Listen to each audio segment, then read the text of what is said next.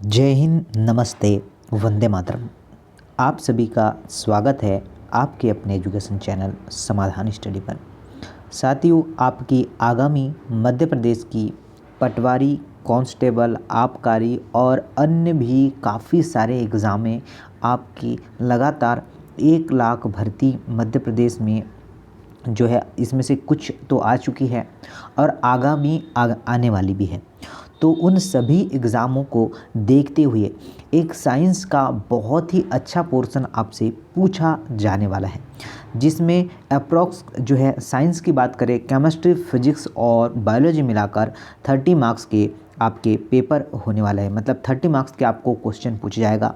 तो साथियों, उसी के लिए ये एक बेहतरीन सा शानदार सा सेशन मैंने आप सभी लोगों के लिए स्टार्ट किया है। इसमें हम लोग क्वेश्चंस देखेंगे और उसकी थ्योरीज देखेंगे और ये क्लास नंबर 2 है। इसके पहले आपको एक क्लास प्रोवाइड किया था जिसमें से काफ़ी बच्चों ने जो है उसे पसंद किया था। तो मैं इस क्लास को आपके लिए कंटिन्यू करना चाहता हूँ, तो आप जो है प्रतिदिन इस क्लास को ज़रूर से लीजिएगा। तो चलिए, आइए आज का यह बेहतरीन सा शानदार सा सेशन स्टार्ट करते हैं। ओके, तो देखिए, मैंने 30 क्वेश्चन आपको ऑलमोस्ट करवा दिया था। अब इसके आगे का सेशन देखिए, बोला गया है कि निम्नलिखित में से, और मैं आप सभी को बता दूं, जितने भी क्वेश्चंस मैं करवाऊंगा इन एग्ज़ामों के लिए, ये सारे के सारे प्रीवियस ईयर में पूछे गए क्वेश्चंस हैं। मतलब ये किसी न किसी एग्ज़ाम में, जैसे बैंक है, रेलवे है, एमपी की जितनी भी एग्ज़ामें होती है गवर्नमेंट की, उन सभी एग्ज़ामों से जो है क्वेश्चन मैंने कलेक्ट किया है आप सभी लोगों के लिए लाने के लिए। तो चलिए देखिए, निम्न में से कौन सी संरचना प्रोकैरियोटिक कोशिकाओं में नहीं पाई जाती है? निम्नलिखित में से कौन सी संरचना प्रोकैरियोटिक कोशिकाओं में नहीं पाई जाती है? पहला है आपका राइबोसोम, सेकंड की बात करें कोशिका झिल्ली, सी की बात करें तो केंद्रक झिल्ली, और डी की बात करें कोशिका भित्ति। तो राइट आंसर की बात करें साथियों, ऑप्शन नंबर सी इसका करेक्ट आंसर होगा। क्या होगा? केंद्रक झिल्ली। साथियों, अगर आप सभी लोगों का ऑप्शन नंबर सी आंसर आ रहा है, क्या केंद्रक झिल्ली, तो बिल्कुल सही है। न्यूक्लियर मेम्ब्रेन, जिसे हम लोग क्या कहते हैं? Nuclear membrane. ओके, चलिए, तो देखिए, और यह प्रोकैरियोटिक्स की बनी होती है। साथ में ये ध्यान रखना है, प्रोकैरियोटिक्स जो सेल्स होती है, प्रोकैरियोटिक जो कोशिकाएं होती है, वह 70S के इसमें राइबोसोम पाए जाते हैं। ठीक है, जो प्रोकैरियोटिक सेल्स होती है इसमें 70S प्रकार के राइबोसोम्स पाए जाते हैं। ओके, और जो यूकैरियोटिक्स होती है, ठीक है बच्चा, एक प्रोकैरियोटिक्स और एक यूकैरियोटिक्स होती है। तो यूकैरियोटिक में 80S प्रकार के राइबोसोम्स पाए जाते हैं, ये हमें ध्यान रखना है। ओके, चलिए आगे चलते हैं। और काफ़ी जानना है हमें यूकैरियोटिक्स और प्रोकैरियोटिक्स के बारे में। तो जो जैसे जैसे क्वेश्चन आते रहेंगे मैं उनको जो है बताते चलूँगा, और ये भी ध्यान रखना है इसके PDF के लिए। ओके साथियों, अगर आपको PDF डाउनलोड करना है तो समाधान स्टडी टेलीग्राम ग्रुप को ज़रूर ज्वाइन करना है, वहाँ पर इसकी सारी PDF आपको मिल जाएगी। माइटोकॉन्ड्रिया का मुख्य कार्य है कोशिका जो है में क्या है? तो देखिए, सिक्रीशन, बात करें ऑप्शन नंबर बी की, एक्सक्रीशन, ऑस्मो रेगुलेशन। तो साथियों ध्यान रखना होगा रिस्पेक्शन। ओके, ऑप्शन नंबर सी है। ठीक है, सेल्स में जो है आपका जो माइटोकॉन्ड्रिया है, ठीक है, उसका मुख्य क्या है? रिस्पेक्शन, ऑप्शन नंबर डी है। साथियों, माइटोकॉन्ड्रिया की खोज की बात करें तो किसने किया था? अल्टमेन ने किया था। किसने किया था? ये बेसिक है, सारा का सारा बेसिक लेवल से मैं आपके लिए स्टार्ट किया है, तो ज़रूर से आपको बेसिक क्लास को ज़रूर देखना पड़ेगा। माइटोकॉन्ड्रिया को कोशिका का पावर हाउस कहा जाता है, ये हर बच्चा जानता है, परंतु ये क्वेश्चन अभी नहीं पूछा जाएगा क्योंकि ये सभी बच्चे को पता है ऑलरेडी, क्योंकि यह सभी खाद्य पदार्थों जैसे कि कार्बोहाइड्रेट, वसा, प्रोटीन का ऑक्सीकरण करता है। ये तो पता है आप लोगों को कि माइटोकॉन्ड्रिया को पावर हाउस ऑफ सेल कहते हैं, परंतु क्यों कहा जाता है ये काफ़ी बच्चों को नहीं पता है। तो साथियों ध्यान रखना है कि कार्बोहाइड्रेट, वसा और प्रोटीन का क्या करता है, यह ऑक्सीकरण करता है। चलिए आगे देखिएगा, ध्यान दीजिए। नेक्स्ट क्वेश्चन की बात करें, खाद्य पदार्थों में अधिक मात्रा में नमक और चीनी डालकर उन्हें लंबे समय तक परिरक्षित किया जाता है। ऐसा इसलिए क्योंकि अधिक नमक और जो है चीनी इसमें, पहला ऑप्शन सुनिएगा, सूक्ष्म जीवी कोशिकाओं का द्रव कुंचन करते हैं। इसके कारण जो है सूक्ष्मजीवी कोशिकाएं फट जाती है। इसके कारण ही सूक्ष्मजीवी कोशिकाओं का आकार बदल जाता है और खाद्य पदार्थों से पानी निकाल देते हैं। तो ध्यान रखना, देखिए, सूक्ष्मजीवी कोशिकाओं का द्रव संकुचन करते हैं। ऑप्शन नंबर क्या है, ए करेक्ट है। ठीक है साथियों, क्या है ऑप्शन नंबर ए, सूक्ष्मजीवी कोशिकाओं का द्रव संकुचन के कारण ही खाद्य पदार्थों में अधिक मात्रा में नमक और चीनी डालकर जो है उन्हें लंबे समय तक परिरक्षित किया जाता है। ये हमें ध्यान रखना है। ओके, नेक्स्ट क्वेश्चन की बात करें, ध्यान दीजिएगा। तारक केंद्र सेंट्रोल जो है पाया जाता है प्राणी कोष में, लाल सेल्स में, या प्रोकैरियोटिक्स में, या फिर पुष्पित पौधों में। तो ध्यान दीजिएगा, बात करें केंद्रक आपका तारक केंद्र की, ठीक है, सेंट्रोल की बात करें तो यह प्राणी कोष में पाया जाता है। किसमें पाया जाता है, प्राणी कोष में पाया जाता है, ये ध्यान रखना है। और जो तारक केंद्र होता है, ठीक है, जो सेंट्रोल होता है, इसकी कोशिका भित्ति में यह कोशिका विभाजन में सहायक होता है। ठीक है, जब सेल डिवीज़न होता है तो यह क्या होता है, एक सहायक भूमिका निभाता है। तो ध्यान रखना, ऑप्शन नंबर ए करेक्ट है। चलिए आगे देखिएगा, प्रकाश संश्लेषी वर्णक हरित लवक की झिल्ली में उपस्थित होते हैं। थाइलेक्लाइड के, फोटोग्लोबिन के, मैट्रिक्स के, या फिर हरित लवक आवरण के। तो ध्यान दीजिएगा, करेक्ट आंसर की बात करें तो साथियों आपका राइट आंसर बन जाएगा थाइलेक्लाइड के। क्या होगा, थाइलेक्लाइड प्रकाश संश्लेषी वर्णक हरित लवक में थाइलेक्लाइड पाया जाता है।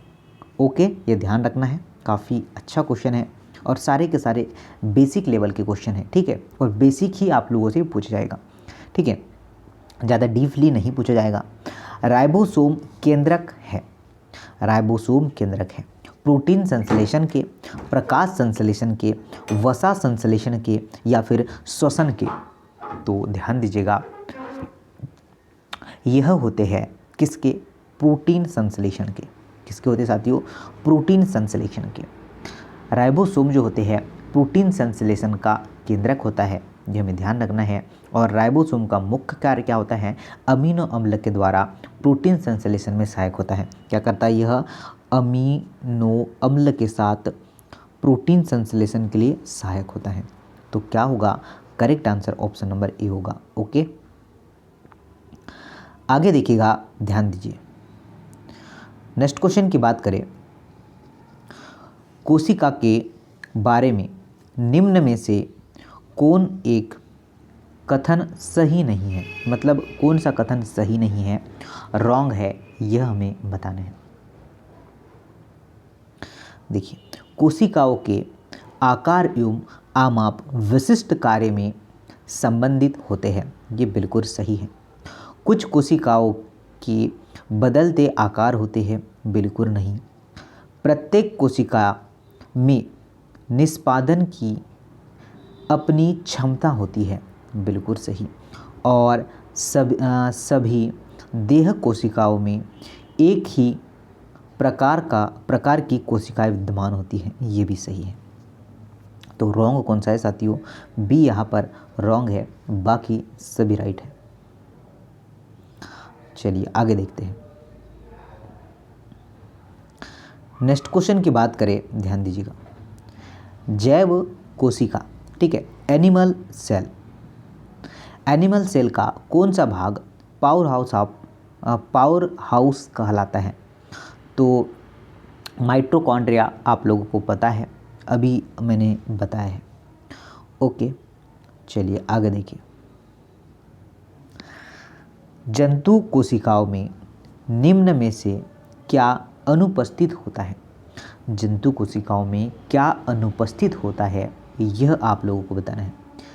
सेलुलोज की कोशिका भित्ति, केंद्रक, माइटोकॉन्ड्रिया या इनमें से कोई भी नहीं। तो साथियों नोट करना, ऑप्शन नंबर ए, सेलुलोज की कोशिका भित्ति। जंतु कोशिकाओं में निम्न में से क्या अनुपस्थित होता है? तो ध्यान रखना कि सेलुलोज की कोशिका भित्ति अनुपस्थित होती है। Okay, right answer option number A है। आगे देखिएगा, गालजिकाय उत्पन्न हुई है। गालजिकाय उत्पन्न हुई है सूत्रकणिका से, जाइमोजन जो है कणिकाओं से, कोशिका भित्ति से, या फिर बात करें अंतःद्रव्य रेटिकुलम से। तो राइट आंसर की बात करें साथियों, option number D is right answer. क्या होगा? यह अंतःद्रव्य रेटिकुलम से। ऑप्शन नंबर क्या है? ऑप्शन नंबर डी इसका करेक्ट आंसर होगा। क्या होगा?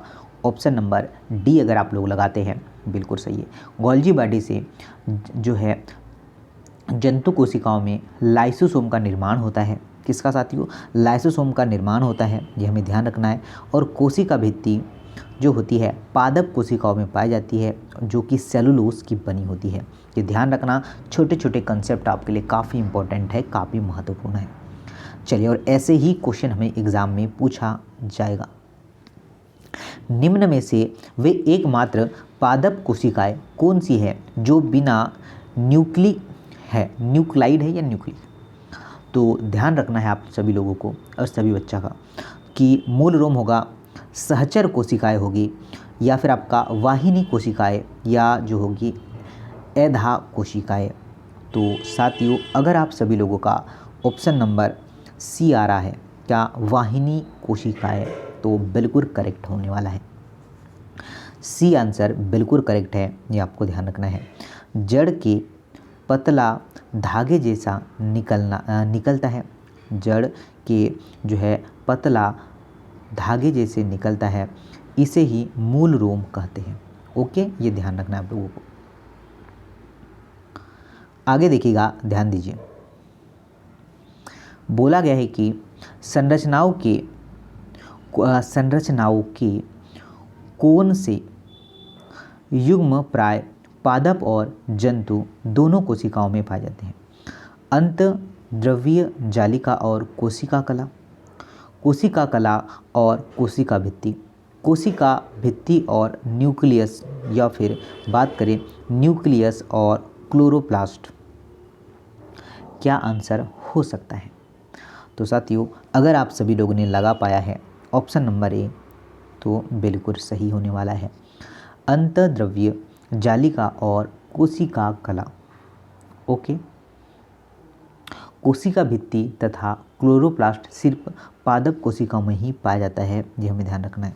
ठीक है, चलिए, और ये सारा आपके समक्ष यहाँ पर आपको कोई नोट्स बनाने की आवश्यकता नहीं पड़ेगी, इसका पीडीएफ मैं आपको प्रोवाइड कर रहा हूँ। ठीक है, टेलीग्राम से ज़रूर डाउनलोड करिएगा। आगे देखिएगा, निम्न में से किस शैवाल का प्रयोग अंतरिक्ष अनुसंधान में किया जाता है? क्लेमाइडोमोनास, क्लोरेला, हाइड्रिक्टन और आपका कैलेडोफोरा। क्या आंसर होगा? तो साथियों राइट आंसर की बात करें, chlorella is a right answer. ठीक है, क्या होगा? Option number B, chlorella is a right answer. और सभी बच्चा इसको ध्यान रखिएगा। ठीक है, अनुसंधान में करते हैं और अंतरिक्ष यात्री जब जाते हैं तो इसे ही लेके जाते हैं अपने साथ खाने के रूप में के लिए। आगे देखिएगा, पके हुए टमाटरों का लाल रंग इनकी उपस्थिति के कारण होता है। पर्णहरित मतलब क्लोरोफिल, कैरोटीनाइड, और बात करें हार्मोन और विटामिन। देखिएगा, सभी लोग ध्यान दीजिएगा, पके हुए टमाटरों का लाल रंग किसकी उपस्थिति के कारण होता है? तो ये होगा आपका क्या साथियों, carotenoid. Option number B correct है। क्या होगा? Carotenoid is the right answer, option number B. पर्णहरित प्रकाश संश्लेषण की क्रिया में सहायक होता है। ओके। और हार्मोन्स जो होते हैं शरीर के भिन्न क्रियाओं को नियंत्रित करते हैं तथा शरीर के वृद्धि और विकास में सहायक होते हैं, जो भी हमें ध्यान रखना है। ओके। विटामिन की खोज तो फंकने की है, आपको पता है। 1831 1831 में एक कोशिका के, चलिए इस क्वेश्चन का आंसर तो आप सभी लोगों को पता होगा, जो है केंद्रक की खोज किसने की थी? तो रॉबर्ट ब्राउन। ओके, सभी लोग जानते हैं रॉबर्ट ब्राउन होगा। और डार्विन ने क्या किया था, ये भी आप लोगों को पता होना चाहिए। क्या क्या था? प्राकृतिक चयन का सिद्धांत दिया था। ओके, प्राकृतिक चयन का सिद्धांत दिया था। और मेंडल की बात करें तो आनुवांशिकी के पिता किसे कहा जाता है? तो मेंडल को ही कहा जाता है, ये ध्यान रखना है। ओके, आगे देखिएगा, सेलुलोज भित्ति किसके सेलों में पाई जाती है? सेलुलोज भित्ति किसके सेलों में पाई जाती है? पशु, बैक्टीरिया, कवक, पौधे। क्या आंसर हो सकता है? तो साथियों प्लांट इसका बिल्कुल करेक्ट आंसर है। क्या होगा? Option number D, plant is the right answer. आगे देखिएगा, ध्यान दीजिए, बोला गया है कि डम्बेलाकार, ठीक है, द्वार कोशिकाएं किसमें पाई जाती हैं? मूंगफली, चना, गेहूं या फिर आम। तो साथियों इसका राइट आंसर होगा गेहूं। ओके, आगे चलते हैं। कोशिका किसके कारण स्फीत हो जाती है? जीव द्रव्य कुंचन, बाह्य परासरण, अंत परासरण या फिर विसरण होगा। तो साथियों आंसर की बात करें, अंतः परासरण इसका राइट आंसर होगा। क्या राइट आंसर होगा? ऑप्शन नंबर सी, अंतः परासरण। अगर आप लोग आंसर लगाते हैं सी तो बिल्कुल करेक्ट होगा। आगे चलते हैं, ठीक है। अंत परासरण, कोशिका अंत जो है परासरण की क्रिया द्वारा क्या होती है? फूलने लगती है। इसे ही हम लोग स्फीति कहते हैं। आगे देखिएगा, ध्यान दीजिएगा, अतिवर्धन का अर्थ है, अतिवर्धन का अर्थ है अति जो है लोलुपतापूर्ण खान पान, कोशिकाओं की संख्या में असामान्य वृद्धि, किसी कोशिका के आकार में वृद्धि या पेशी की अत्यधिक गतिशीलता। तो ध्यान दीजिएगा, राइट आंसर की बात करें, अगर आप सभी लोगों ने लगाया है ऑप्शन नंबर बी, क्या कोशिकाओं की संख्या में असामान्य वृद्धि, ऑप्शन नंबर बी करेक्ट है। ओके, नेक्स्ट की बात करें, सबसे छोटी जैव जो आपका स्वयं विकास एवं प्रजनन करने में समर्थ है, उसे हम लोग क्या कहते हैं? विषाणु, जीवाणु, माइकोप्लाज्मा या फिर बैक्टीरियोफेज। तो राइट आंसर की बात करें तो साथियों बोला जाएगा माइकोप्लाज्मा। क्या बोला जाएगा? Mycoplasma is the right answer. और आप सभी लोग ऑप्शन नंबर सी कर पाए हैं। क्लास अच्छी लग रही हो तो लाइक ज़रूर करना। आगे चलते हैं, देखिए नेक्स्ट की बात करें, सेलुलर और मालिकुलर जीव विज्ञान का केंद्रक स्थित है नई दिल्ली में, पटना, जयपुर, हैदराबाद। तो साथियों हैदराबाद इसका करेक्ट आंसर होगा। हैदराबाद में स्थित है, ध्यान रखना है। राष्ट्रीय वनस्पतिक शोध संस्थान लखनऊ में है। ओके, चलिए, और बोला जाए केंद्रीय औषधि शोधन संस्थान, ये भी आपका लखनऊ में स्थित है। ओके, चलिए, ये देखिए सारा कुछ आपके समक्ष है, सारा डिटेल, चाहे कहाँ से भी क्वेश्चन बन जाए हमसे गलत नहीं होना चाहिए। जीवन की मूलभूत इकाई यूनिट किसे कहा जाता है? तो सेल्स को कहा जाता है, ऑब्वियसली आप सभी लोगों को पता है। ओके, काफ़ी सारे फैक्ट्स मैंने यहाँ पर लिख रहे हैं, जैसे कि कोशिका के अध्ययन को साइटोलॉजी कहा जाता है। कोशिका सर्वप्रथम जो खोजा था रॉबर्ट हुक ने खोजा था, 1665 में खोजा था। कोशिका जो सेल्स होती है वो दो प्रकार की होती है, प्रोकैरियोटिक और यूकैरियोटिक्स। प्रत्येक जीव की उत्पत्ति एक सेल से होती है। और सेल थ्योरी की बात करें तो सेल्डन और स्वॉन ने दिया था 1838-39 में दिया था, ये हमें ध्यान रखना है। और सबसे बड़ी जो सेल्स की बात करें शुतुरमुर्ग के अंडे में होती है, स्टिच एग में होती है। तो ये सारा फैक्ट आपको पता होना चाहिए। आज से भी अगर आप लोग ज्वाइन करते साथियों तो बहुत तगड़ी हो जाएगी आपकी बायोलॉजी, फिजिक्स और केमिस्ट्री। 30 मार्क्स का साथियों आप लोगों को ये पोर्शन पूछा जाएगा। ये हर एग्ज़ाम में पूछा जाता है, ऑलमोस्ट रेलवे में भी, एसएससी में भी, ये सभी एग्ज़ाम में पूछा जाता है, इसलिए इम्पोर्टेंट है। ओके, चलिए आगे देखिएगा, ध्यान दीजिए। मानव शरीर में मौजूद निम्न कोशिकाओं में से किस में माइटोकॉन्ड्रिया नहीं पाया जाता है? अब बात करें किस में माइटोकॉन्ड्रिया नहीं पाया जाता है, तो लाल रक्त कोशिका RBC। ओके, तो RBC ही इसका राइट आंसर होगा। RBC में माइटोकॉन्ड्रिया नहीं पाया जाता, ये हमें ध्यान रखना है।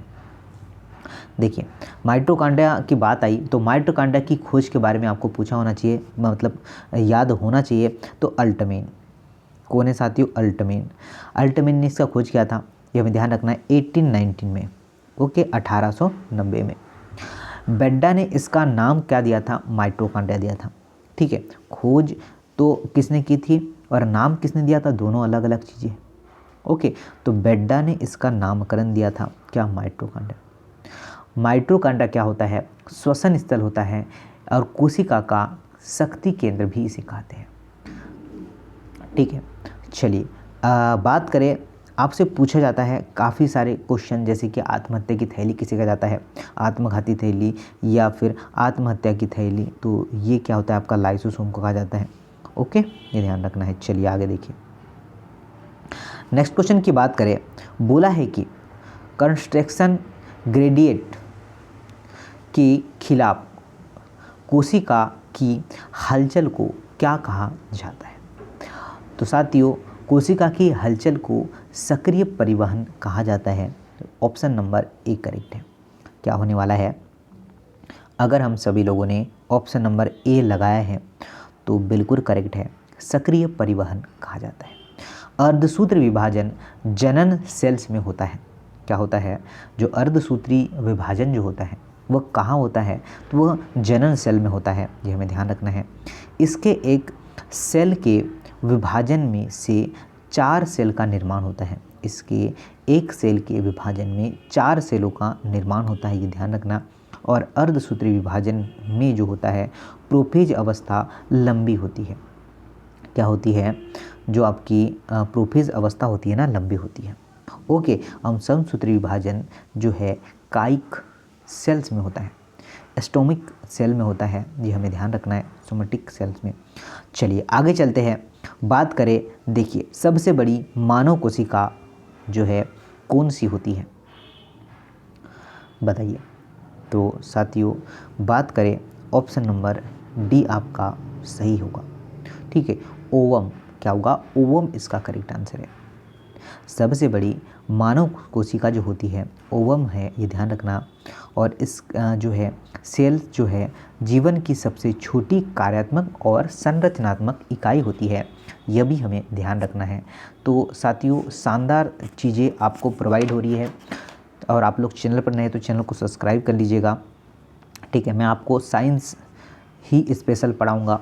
ठीक है, स्पेशल यहाँ पर जो समाधान स्टडी पर चलेगा, साइंस चलेगा। और हिंदी की बात करूँ, ठीक है, हिंदी भी पढ़ाने वाला हूँ मैं आप लोगों को, तो हिंदी आपको दूसरे चैनल पर मिलेगी। ओके, हिंदी यहाँ नहीं मिलेगी। हिंदी मैं आपको सीटेट वाले पोर्शन वाले में करवाऊँगा, मतलब दूसरा चैनल है अपना, वहाँ पर जो है हिंदी भी मैं आपको कर, मतलब जो मेनली जो टारगेट वाले हैं ना हमारे जो सब्जेक्ट हैं, ठीक है साथियों, पढ़िए वहाँ से जो आपको बेस्ट कंटेंट देता है। और ये भी ध्यान रखिएगा, ठीक है, हम जो है साइंस के लिए बिल्कुल आपके लिए का 2 साल 3 साल हो चुका है लगातार आपसे जुड़े हैं, साइंस पढ़ाते रहते हैं। ओके, तो साइंस आपको, आप बोलेंगे सर जी कि कोई दूसरा प्रबंधक पढ़ा दीजिए, तो सर उसके लिए मुझे टीचर लाना पड़ेगा, क्योंकि सब्जेक्ट वो नहीं है हमारा, तो हम कैसे उसे पढ़ा सकते हैं। तो साइंस हमारा अच्छा मेन सब्जेक्ट है, तो इसलिए मैं आपको साइंस ही पढ़ा रहा हूँ। ओके, और हिंदी भी पढ़ाने वाला हूँ, तो हिंदी आपको दूसरे चैनल पर मिलेगा, ठीक है साथियों। तो जितने भी एमपी गवर्नमेंट के एग्ज़ाम हैं ना, उन सभी को हम लोग इस बार जो है कैचअप करने वाले हैं। देखिए आगे चलिए, ध्यान दीजिएगा, निम्नलिखित में से कौन सा कोशिकांग पादप कोशिकाओं में पाया जाता है किंतु पशु कोशिकाओं में नहीं पाया जाता है। तो ये कोशिकांग की बात करें, क्लोरोप्लास्ट क्या होगा, ऑप्शन नंबर 1 क्लोरोप्लास्ट होगा। ठीक है, केवल और केवल पादप कोशिकाओं में पाया जाता है, और यह जो है पशु कोशिका है, ठीक है, उसमें नहीं पाया जाता है। चलिए आगे देखते हैं, जीव द्रव्य को जीवन का आधार कहते हैं। जीव द्रव्य का जो नामकरण पुरकंजे ने दिया था, जीव द्रव्य का 76% ऑक्सीजन जो है तत्व का बना होता है, और जीव द्रव्य में लगभग 90% क्या होता है, वाटर होता है, जल होता है। यह आपको ध्यान रखना है। बात करें जो है कवक की कोशिका भित्ति किसकी बनी होती है, सेलुलोज, काइटिन, हेमी सेलुलोज या फिर लिग्निन की। तो साथियों आप लोग बता सकते थे कि यह जो बनी होती है साथियों, यह बनी होती है काइटिन की। ओके, किसकी बनी होती है, काइटिन की बनी होती है। और जो काइटिन का जो कवक होता है, कवक जो है उसके अध्ययन को माइकोलॉजी और शैवाल के अध्ययन को फाइकोलॉजी कहा जाता है।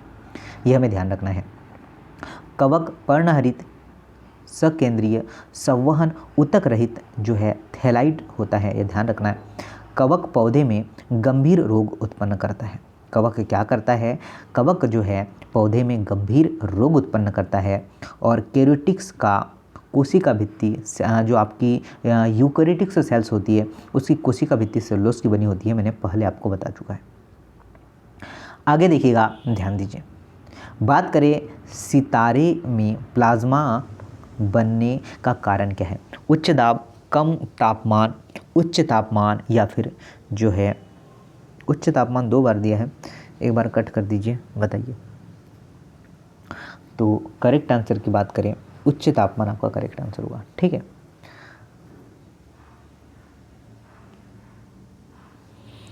आगे देखिए,